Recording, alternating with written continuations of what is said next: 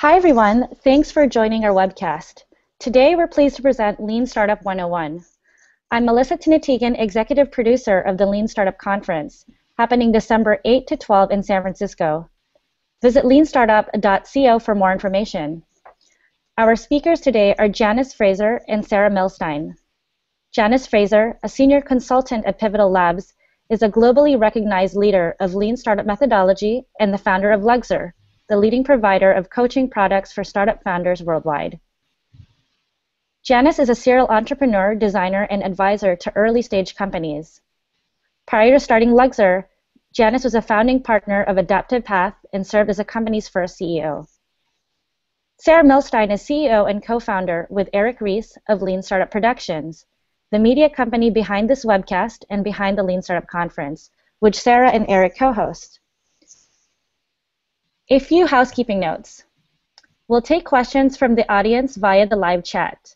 If you'd like to ask a question, please flag it by starting with a Q colon before asking the question. Our speakers will answer questions in the second half of the webcast. This is a 1-hour program, and the recording will be available a few days after this live webcast. Take it away, Sarah. All right, Melissa, thanks so much. Janice, welcome. I'd like to dive right in with a basic definition of Lean Startup. How would you describe it? Hi, Sarah. It's great to see you. Thank you so much for having me. So I would say that the most important thing that defines Lean Startup is that it's an approach, not a rigid methodology, but an approach. And it's an approach for creating companies and new products in a situation of extreme uncertainty. And that extreme uncertainty is really the key kind of indicator that allows us to choose Lean Startup as the approach we want to take. And what do we mean by extreme uncertainty? And it turns out that that's contextually relevant. So what is extreme uncertainty for me might not be extreme uncertainty for you. So for instance, if Procter & Gamble is releasing a new laundry detergent, probably not extreme uncertainty. They know everything about laundry detergent. They ship a lot of that stuff, right? So they know the customers, they know the challenges and the products and the distribution channels. But if I were to start a laundry detergent business, that would be very uncertain for me. So I would have to take a more experimental approach in order to reduce the risk. And that's really what I believe Lean Startup is all about, is applying sort of scientific method in order to learn sequentially what I need to know in order to find the right path to get my product or company to market. Right. Yeah, that's right. So when we talk about risk, what we really mean is operating in a condition of extreme uncertainty, what you don't know. Right. And when you don't know very much, it's pretty easy to deceive yourself in the question of what should we build. I think that's, we talk a lot about Lean Startup being helping us answer that question, what should we build? Right, right. And that, it's easy to build something that you can build without a sense of whether people will buy it or use it. That's right. Lean Startup methods help us answer that question and reduce the risk that we'll build something that nobody wants. That nobody wants. That's right. That's right. I have seen, you mentioned this idea that it's sort of helping us get out of our own delusion. We as humans are really, really good at thinking up ideas and getting really excited about them, and we can tell ourselves a great story about how awesome that thing would be. But the truth is that we have to, this is a way to step away from that enthusiasm in a measured, reliable way to help us understand whether or not all of that instinct, which is great and wonderful and important, but whether our instincts are actually taking us down a path that'll lead to success. Yeah, that's right. I mean, I think the very simplest way to describe that is that Lean Startup helps you get more information to back up your instincts or find out that they weren't right on target. Right. The trick about information, though, is that if we all start with the idea, I need to get information, it can take us back to the olden days where we looked at market research as the panacea. There's a Jupiter report that says that we ought to do this and that the market size in 2020 is going to be that. And the truth is that all of those predictions are they're just guesses. And what we need with Lean Startup, and one of the things that really codifies Lean Startup, is getting real product into the hands of real customers to learn for real, rather than just using someone else's predictions as information to give us a false positive or even a false negative about whether or not a certain idea has merit. Yeah, right. The information has to be what we would call validated, right? Or right. Proven out, not right. random. We'll talk a little bit more about validation in a little bit. But with that basic idea that when we're building something new, there's a lot of risk because we don't know about our customers, and we're trying to reduce that risk by getting better information in to help us decide what we should build. That's our kind of baseline. Yeah. Let's spend just a minute on why we would need that at all. Like, it sounds so obvious in a way. Well, why bother to create a whole kind of approach around that? Well, it's the sort of thing that seems obvious in retrospect. One of my favorite Lean Startup practitioners is a gentleman named Todd Park. Until recently, he was the CTO of the United States of America, like the whole country.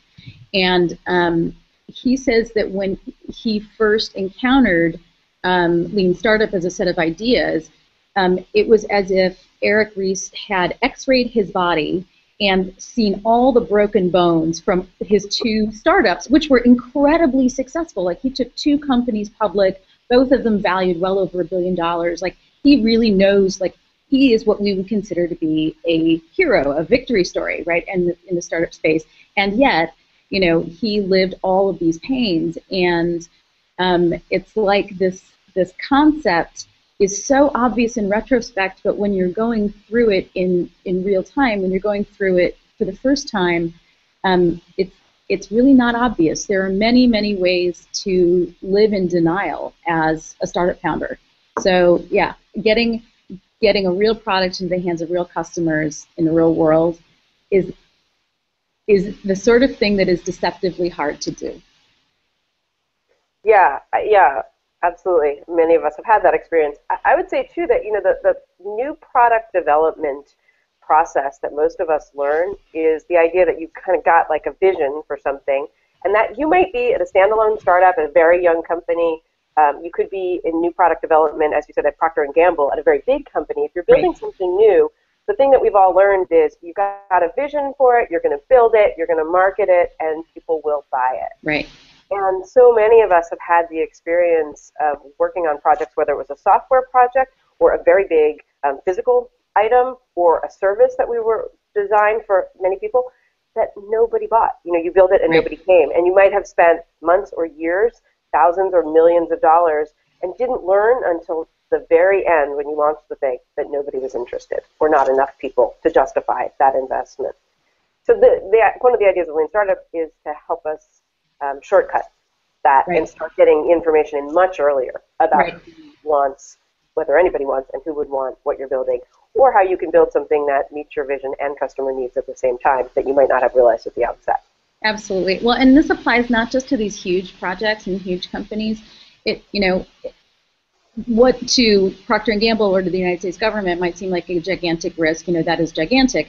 But when you're talking about a small business, the risk is just as great because it's someone's livelihood. So most small businesses are started to put food on the table. And when we think about what a startup is in Silicon Valley, it's very common to think about this like, I'm going to get venture capital and we're going to go to the top and we're going to like go public and it's going to be $1 billion, exit to Facebook, whatever, right?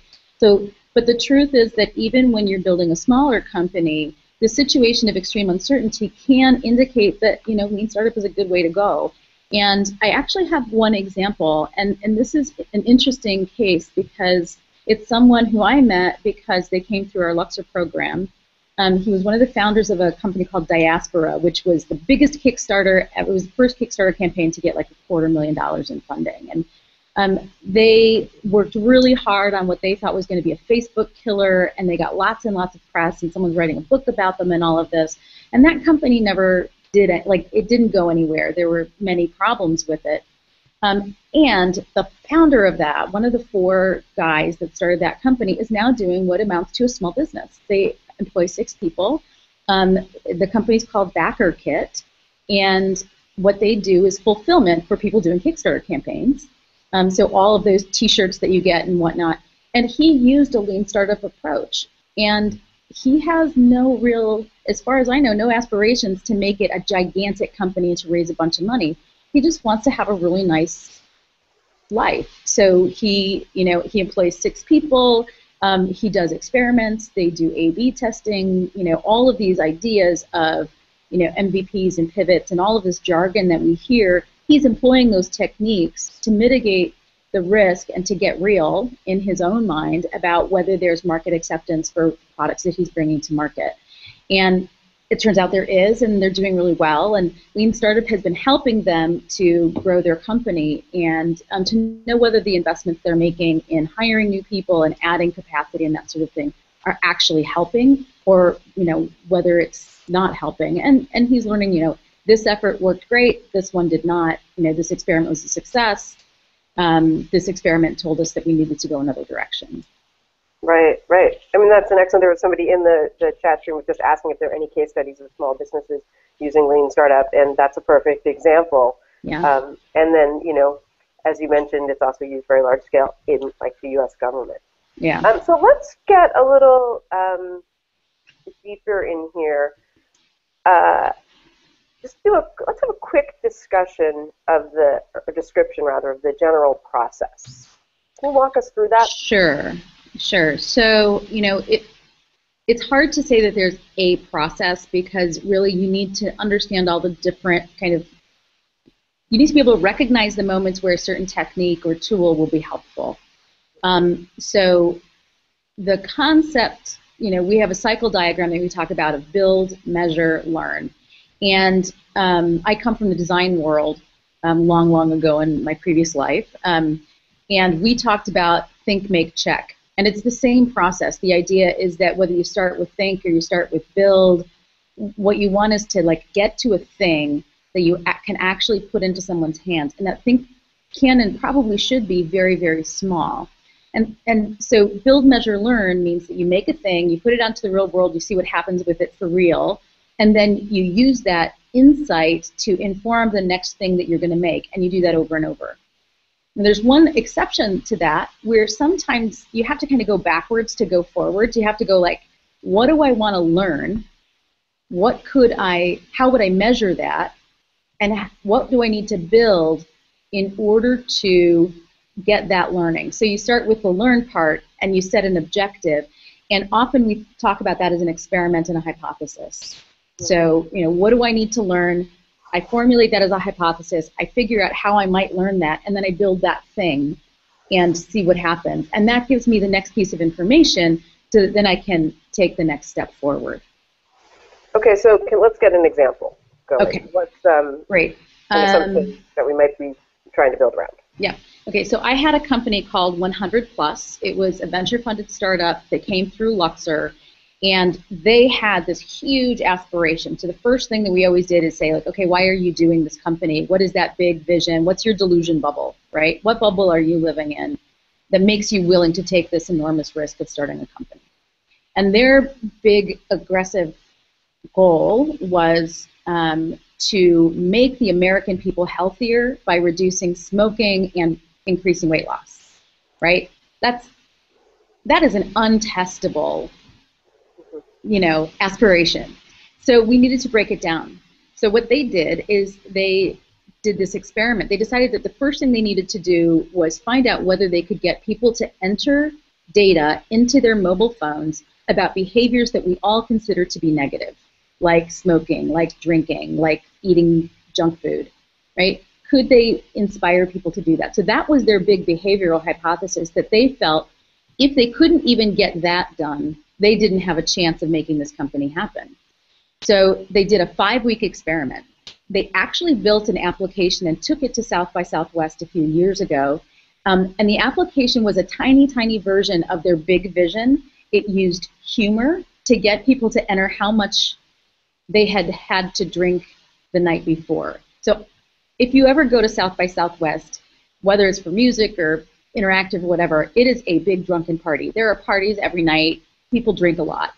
And they got 6,000 people to enter data about their drinking by giving them humor back, right? So it's like, I had 10 drinks last night. Well, you would have to box a kangaroo for 2 hours to burn off the calories you consumed, right?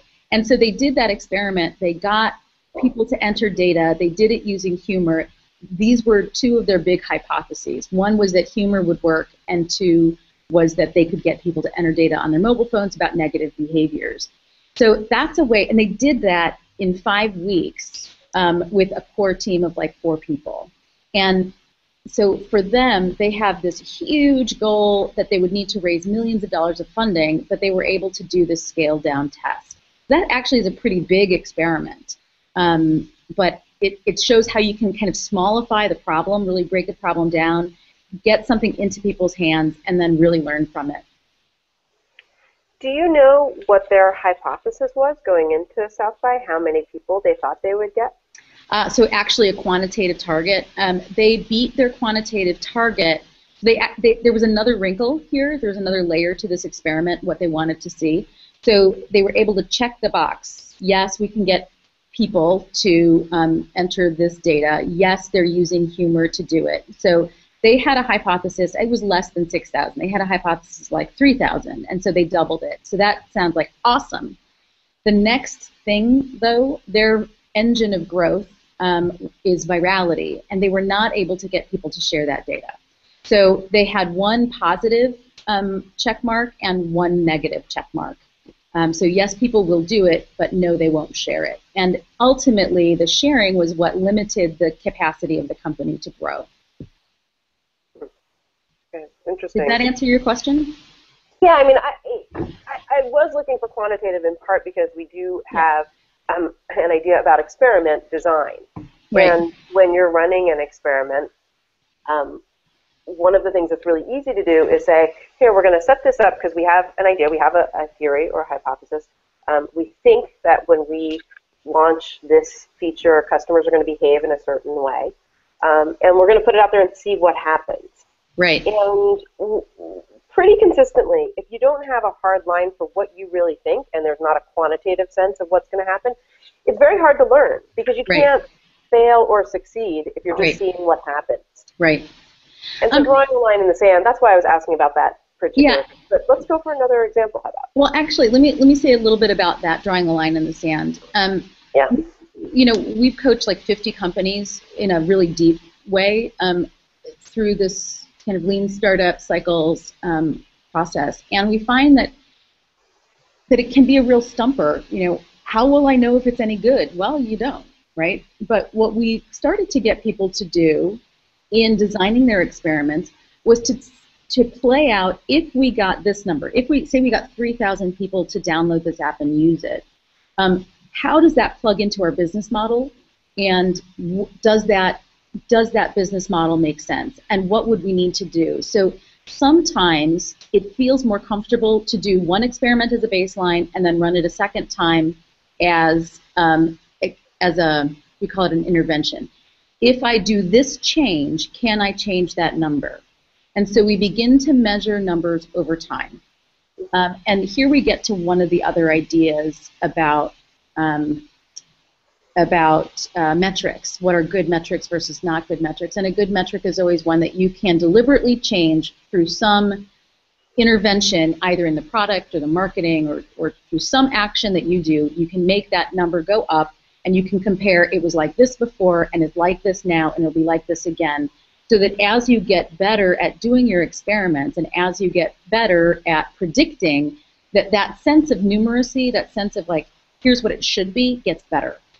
And starting lean startup is sometimes harder than living it, right? So measuring the first time feels impossible. Measuring the second time feels a lot easier. Measuring the third time, it feels like a habit. So it's really important to commit to this as a way of life rather than to do it once. Mm-hmm.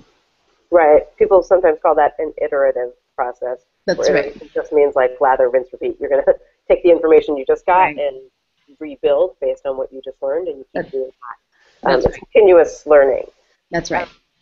I do want to just give a quick example on the quantitative side, why that's useful. and then we'll talk a little more. People are asking some questions about some of the terms, so we'll talk about MVPs and pivots and some of that fancy stuff. But just a quick example in terms of thinking about an assumption you might have and a hypothesis you might build against it. So last year we ran a new conference called Office Optional, and which was great, I hear. Thank you. It was fun. It was an in-person conference, but before it ran, people started asking us if we were going to sell tickets for the live stream. And we thought, yeah, we'll sell tickets for the live stream. And based on some other online events that we had done, we thought we would sell about 20 tickets. And we put them online for sale with that as our baseline. That was kind of our pass-fail measure. And we wound up selling 120 tickets. Now, 120 is not a huge number, and the revenue associated with it was in the tens of thousands of dollars. It's not big numbers here, but it was a very big signal to us that we needed to rethink our video strategy. And if we had just said, well, let's put them online and see what happens, let's put them for sale, 10 would have looked the same as 20, would have looked the same as 120. 0 would have looked the same. We wouldn't have gotten any real information. We would have gotten whatever money we got. But what was much more valuable to us in this case was the information that we got. Right. So sometimes it's something very simple that you're going to try. We're having a pretty solid hypothesis about what you think is going to happen will make a difference. And then speaking to the iterative process, we learn from that, and we're now going to sell tickets for live stream tickets for some upcoming events with a slightly different approach because we know more about what people want. So I love this example because it really it reveals that there are a couple of kinds of learning. Sometimes you can learn about the market, but sometimes you can learn about yourself and your own preconceived notions. So what you said is that it really caused us to rethink our video strategy. And so that first hypothesis is really about revealing our own assumptions. And that first quantitative hypothesis, I believe that if we put live stream out there, we will sell, 10 or what have you. Right? You're articulating your own assumption, and it's like you're drawing a picture of what you think truth is, and you're learning that your picture of truth needs to shift. Do you know what I'm saying? Like sometimes you're learning about you're learning about the product or you're learning about the market, but you're also learning about yourself, and that's really important to consider as entrepreneurs using a lean startup method. Yeah, absolutely. It is continuous learning, which is both what's external and yourself, what you know and how you think about things. Right. So I do want to note we're getting lots of questions, and we're going to address questions of some of the specific questions in just a bit. I do want to just hit on some of the key terms, because there's a lot of mystique around these, and we want to sort of demystify some of it. Yeah. So let's start with validation and validated learning, which we referred to earlier. Yes. So validated learning, to my mind, is quantitative, ideally, evidence, or a qualitative indicator in some cases, ideally quantitative evidence that your hypothesis is accurate. That's what we mean by validated learning. So that means that validated learning, you have to structure your thoughts as hypotheses, you have to design an experiment around them, and you have to then observe the outcome of that experiment. So it really is about putting structure around this kind of Wild West, shoot from the hip thing that entrepreneurs can do. So validated learning means we had this thought, we designed a way to see whether that thought is accurate, and we measured and observed the outcome. That's validated learning. Right on. It's rigorous. It is rigorous, and that's deliberate. It is deliberately rigorous. We are choosing together to structure our thinking and to follow a rational, evidence-based path. One of the things that Eric sometimes suggests, Eric Ries, the author of The Lean Startup and co-host of the Lean Startup Conference, is that if your experiments and your learning is not a little bit boring, then you're doing it wrong. Like, it should be very structured. Yes, exactly. All right, so let's talk about customer development. Okay, so customer development is really interesting because folks from a lot of other disciplines feel like they invented this themselves, and the truth is that we all did.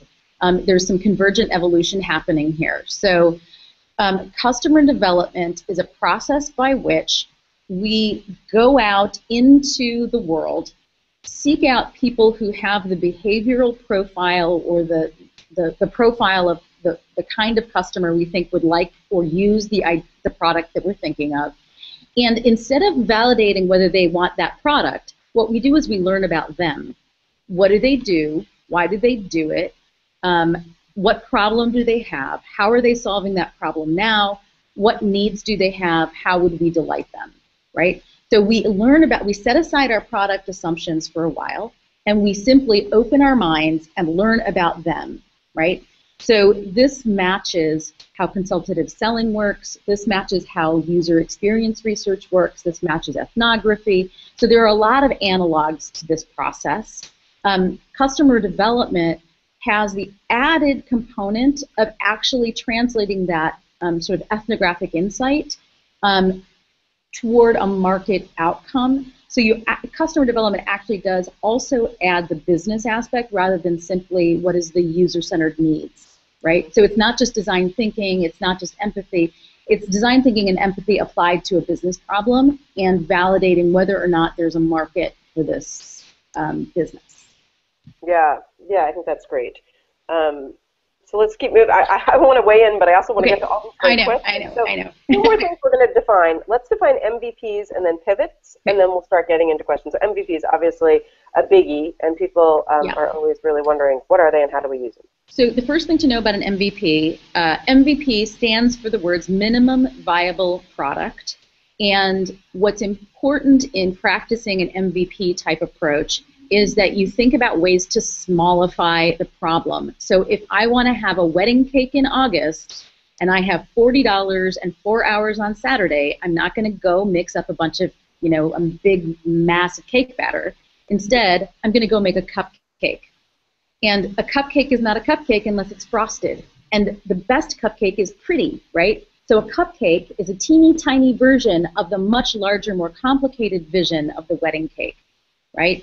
So really think cupcake, not wedding cake for MVPs. And, one of my colleagues, a guy named Tristan Cromer, who runs Lean Startup Circle, he says a lemon is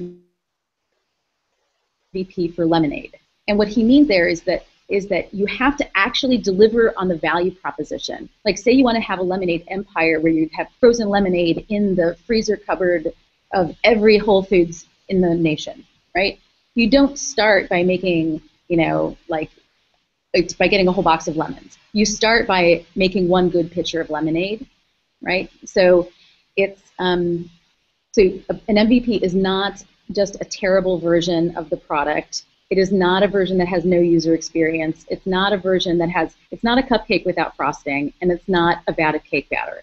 It's a fully realized, fully delightful, tiny, tiny version of that suggests a much larger opportunity. Right. So, one of the questions that we're getting, and a common one, is how do you create an MVP for something that's very complex? And, one way to think about that, and there's also questions, of course, about B2B. So one example, one way we might think about that is an MVP is designed, in any particular MVP is designed to test a specific assumption you have about the product. That's right. So if the thing that you are selling is a new gas turbine and it costs millions of dollars to build and there are only 4 potential customers on the planet, but you want to know if your existing channel partners will sell it. You don't have to, will sell a new one. You don't have to build it to find out. The MVP to test the assumption that your existing channel partners will sell it for you could be a brochure. That's right. That's right. It's a very specific and limited thing that lets you figure out the answer to a single question, and then you move on from there. That's right. And it's really important to think creatively about ways to smallify. And this word has been really helpful for a lot of our clients, that smallification can happen across any number of dimensions, right? It can, you have to look at all of the complexities and think about how you might eliminate each one of those complexities to learn that specific thing. So sometimes a lot of the companies that we've seen lately have some geographic dimension. Well, you can start in a city, or you could start in one neighborhood. Or we had one startup that started on one block in the Mission. They wanted to approach a Latino market, and so they went to, and they were a very complex company because it was about payment systems and payment options for non-English speaking Latino Americans, right? And so they were able to really, they went by hand and talked to shop owners and asked about a particular set of questions around how people pay, and they really got very specific. And by limiting it to that one geography, they learned a lot about what would be difficult technically and what would be difficult sociologically. And they were able to make a lot of progress that way. Yeah, that's a great example. We are getting lots of questions for more examples. So let's just dive in on MVPs a little bit. We can come back, I think, to pivots later. So one of the things that we get asked a lot are about creating MVPs for hardware or for physical goods. And right. The brochure for the gas turbine is one example. But let's talk a little bit about some other examples and how a prototype is different from an MVP. Okay, so a hardware example. A prototype is different from an MVP because there's no intention that it's actually going to have a response from a real customer, right? You can show a prototype in a lab environment, you can show a prototype on the street, but what you really want is some sort of evidence of actual customer response. So one example of how physical products are getting MVP'd is that they're, particularly on the consumer goods side, is that they're getting Kickstarter videos.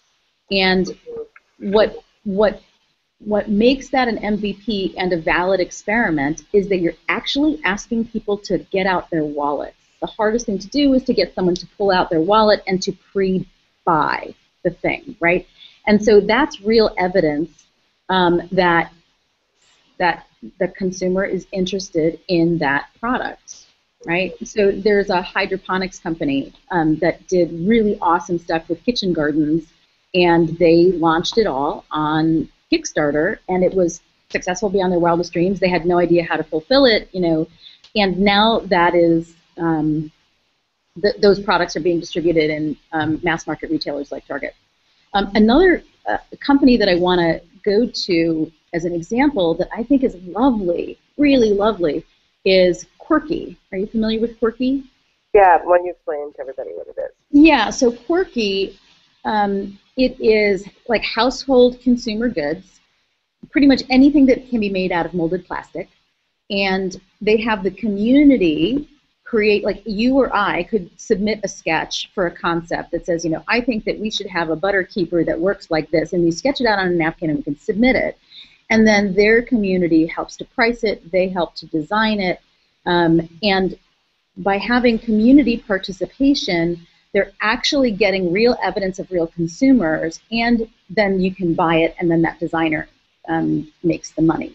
So I feel like this is an implementation of Lean Startup to the concept of physical product development. So you're getting real people to respond to the real products as they're being developed, and you're actually getting market acceptance information in real time during the development of the product. Yeah, I think that does a nice job, too, of highlighting sort of what I think of as the key difference between a prototype and an MVP, which is that a prototype is designed to validate whether the product works. Is this something that people can get their hands on and use? But an MVP is designed to validate whether it has value to potential customers. So desirability, this is something that's being debated right now in the user experience community, actually. the question of can you get desirability information from prototype versus usability information, right? So one of the disciplines that we have is, do people want it? And the other is, can people use it? And it's important to have both, like both kinds of information. And there are prototype environments where you can get desirability information, but it's much harder. And it's usually you have to actually make you can still call it a prototype, but it actually has to be pretty closely resembling the actual shippable product. So that's pretty far along in the design process of the physical product. Yeah, so one question that we've had here today, and this comes up pretty often, is if a prototype is designed to say, can people use it, and the MVP is, do they want it? If you run an MVP and they say they don't want it, how do you know that the problem is not that they couldn't use it? Well, we're not. So one of the myths about Lean Startup is that it's a shortcut, and we need to put that to bed right now. Lean Startup actually is harder. It's harder to make what you perceive as progress by doing Lean Startup because you get signals like this, and it forces you to ask and answer the hardest questions first, rather than proceeding down a primrose path of false positives, right? So what you're asking is a very hard problem, and it takes smart people to figure that out. And the way that you figure it out is that you have to listen very carefully as people talk. This is why quantitative and qualitative have to work together. Quantitative tells you what is happening. Qualitative research, meaning listening to people, that's what tells you why. So you can put a product out there. And here, I would love to use an example from Eric Ries's past that was shared to me by his head of design. When they were doing their very first company, the company that kind of made Eric's ideas come together, it was a virtual goods company. It's a like fantasy kind of environment where people have avatars, and they, at one point, launched this product into the community, and it was pets. And the idea was that the pet themselves would be the thing that would be interesting, but you had to feed them a sort of Tamagotchi style. And people would buy the pets, and so it was successful from that point of view. But then the pets would die because nobody actually wanted to bother with the care and feeding, and so all of your customers had all of these dead pets, which is pretty funny when you think about it, in a sort of grim kind of way. And so they went, oh, well, that didn't work. Okay, so what have we learned here? Well, we learned that people love pets, but we learned that people can't or don't use them in the way that we thought they would. And so they came up with another hypothesis, and they went into the drawing room, and they looked at, what do we know about our customers already? So this is where the qualitative part came in. They had to look at, what do people already do? What are the behaviors that they do? What are the motivations? What is it that seems to be giving joy, right? So they took the quantitative, okay, here's what we know quantitatively, and then they asked the question, why? And the answer was, people in our community love to embellish, they love to adorn, they love to be creative, and so they relaunched Pets. They took a long time to relaunch Pets because they had a pretty solid idea at this point. Several months later, they relaunched Pets, only instead of buying the pets and then having to take care of them, you bought the pets and then you could embellish them. You could give them, different colors. You could dress them up. You could, customize them, give them big long tails, whatever. And so it became this play environment that was an extension of what the users really wanted and needed. So in order to imagine the new solution, you have to really get inside the heads, and this is where the answer to your question comes in. You really have to get inside the heads of your customers and understand what they need, what they love, what motivates them, what delights them, and use that as the jumping off point for your next concept. And it turned out that this relaunch of Pets was wildly successful and made everybody super happy and was, happy land. Right. And that's great. And when I asked the question, I wrote down my own note. The answer to when you're getting data that seems kind of inconsistent or hazy is to marry the quantitative and the qualitative. And when we say quantitative, we mean something that you're measuring, like the number numerically, of right? clicked through, the number of people who've purchased, the number of people who've told you that they would buy. And the qualitative is the conversations that you have with people, customer interviews. And those might be on the phone, they might be in person, they might be over Skype. You might be bringing people into your offices to use your product in person and have conversations with them. But that's the difference between the quantitative and qualitative. And they really go together to help you get a much richer picture of what's going on and why. Right, right. It's that why piece that's so important. Yeah, and easy to skip. To forget, right. Yeah. So let's give a couple more examples on MVPs. If somebody asking how to create an MVP for a space, like a co-working space or a restaurant that doesn't exist yet. Now, they didn't specify what the question is they're trying to answer with the MVP. Right. Well, and that's the thing. So in order to do an MVP of a physical space, you would need to understand what it is that you want to learn. So perhaps the question is about how do people flow in a space, or if I wanted to create a certain environment. So let's take a restaurant. A restaurant is not an unknown space. So I'm going to presume if they're interested in applying Lean Startup to a restaurant, it means that they have some concept that is beyond. You have a maitre d' who stands at the front, a host, and they direct people to a table, and those tables are 2 tops, 4 tops, or 6 tops, right? So there's a pattern that exists there, and if we're going to apply MVP, or if we're going to apply Lean Startup, that means that we have some hypothesis. We want to do something that's experimental and risky. So let's take the example that they want to experiment with flow.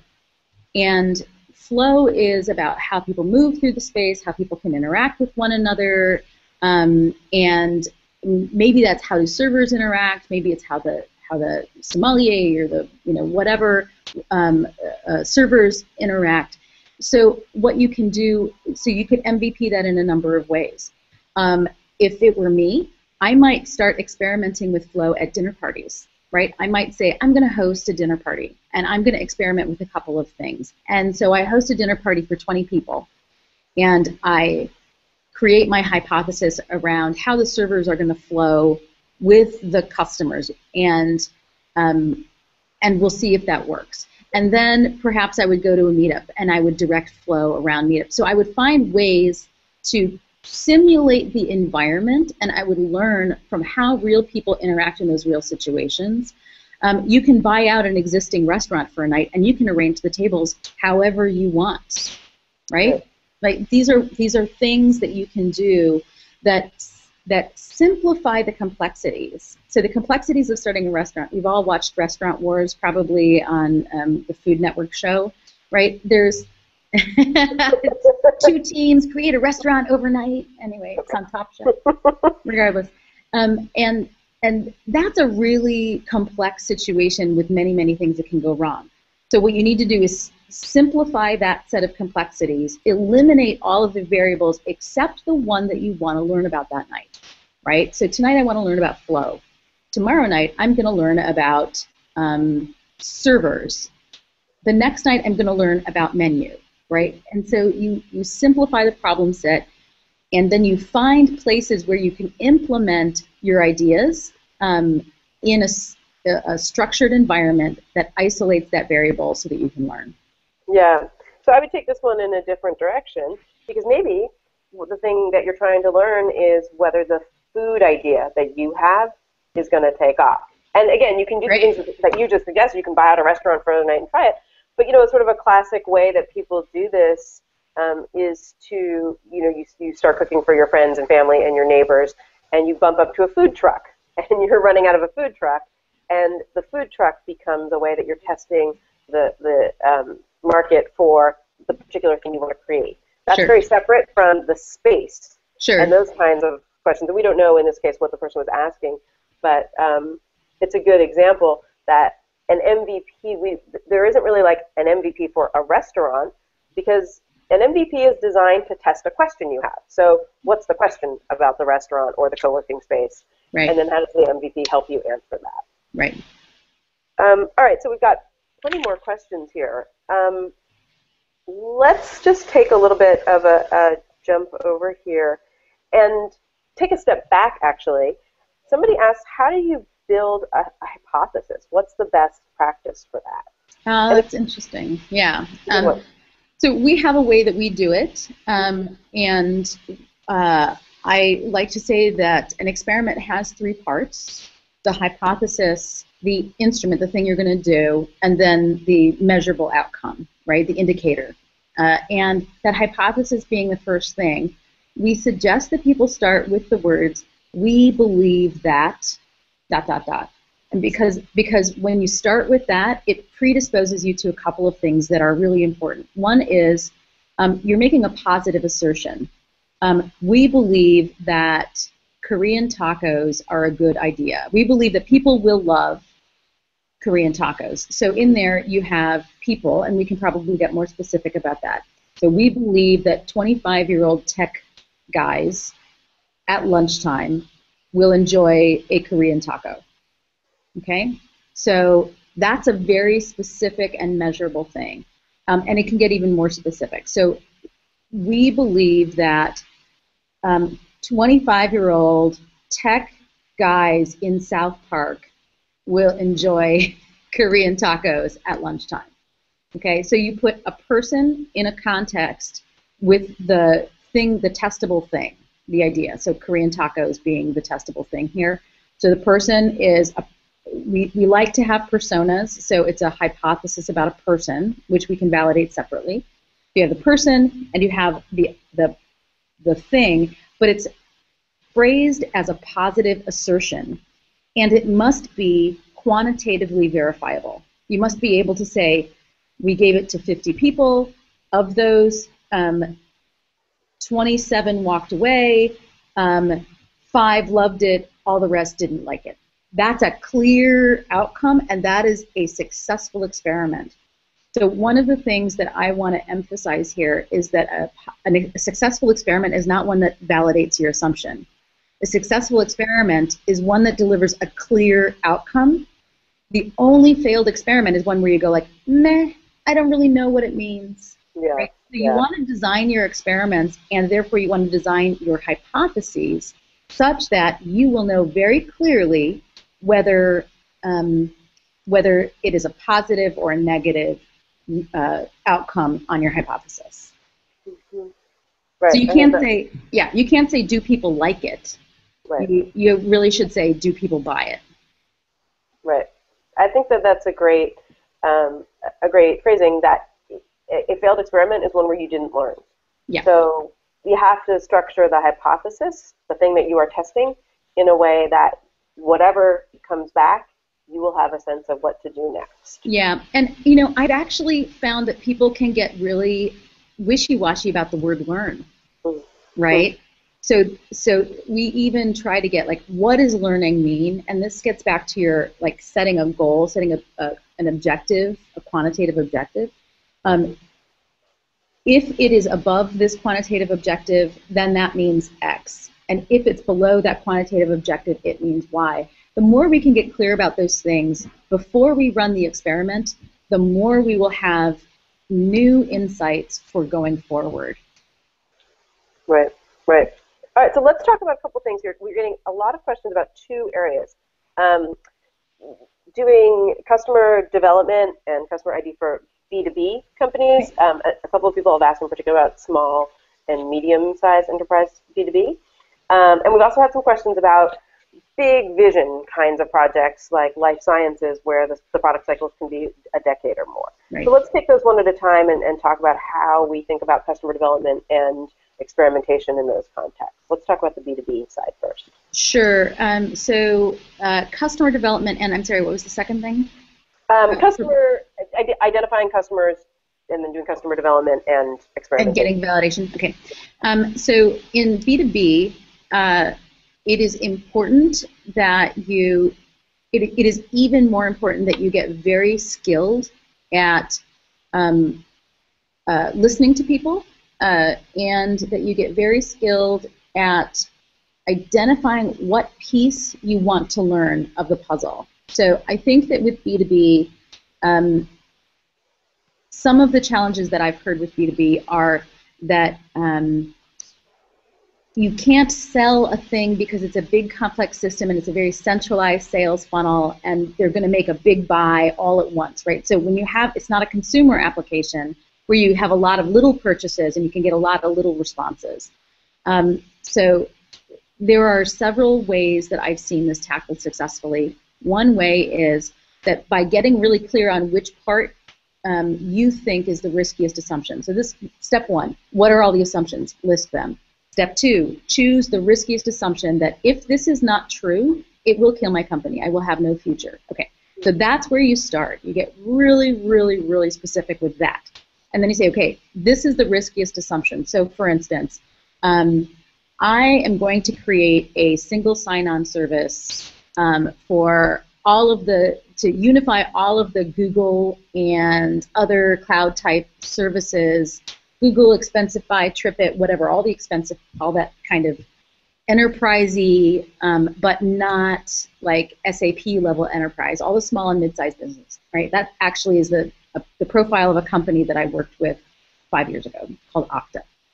Okay, so what does single sign-on look like for that? What are the problems that we need to look at? What are the problems that those people have? So first part, customer development. You have to figure out who is the user buyer, meaning the end user within the company of that product. Well, it's an IT guy or gal, right? Then you have to say who is the financial buyer? Who's the one who's going to be the check writer? So this is what that centralized B2B thing looks like, is that there are end users and then there's the buyer. And okay, so great. That's the first thing. Now let's find out what problem does this person have. We go by talking to them and listening to them. And then what problem does this person have? And we go and talk to them and listen to them. And then we create a hypothesis and we say, if we solve this problem for this person and this problem for this person in a very small way, can we get them to sign on? Or can we get them to make a buy? And then we deliver that. Okay, so for instance, this is not, I don't want to represent that this is how Okta proceeded, so let's pretend it's a fake company. Okay. But this draws lessons from many of my clients. On the one hand, you say the end user, the IT person, has a problem managing passwords and lists. So I have a list of people, maybe I have 4,000 people in my mid-sized company, right? 4,000 people is a lot of passwords to manage. And one of the hardest problems that they have is managing the list of people. So we could create a hypothesis of a product that just addressed the list management, right? And then we go to the financial buyer. We say, if we solve this problem, what value would that deliver to your company?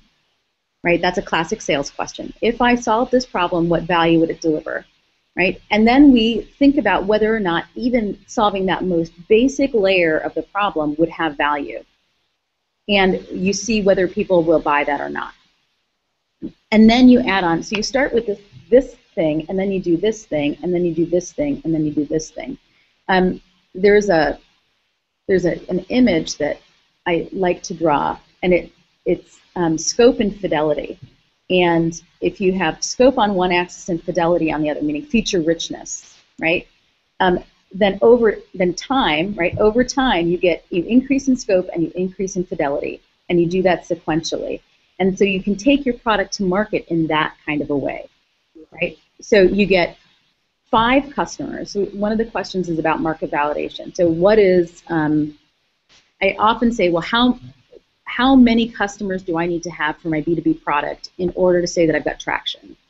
And the answer that I give is somewhat arbitrary, but it seems to be a good rule of thumb, and that is that if you can get 10 B2B customers signed on to particularly your enterprise software, right, which is where I have the most experience, if you can get 10 customers to sign into your enterprise software program and grow with you over a course of a year or two, you're going to be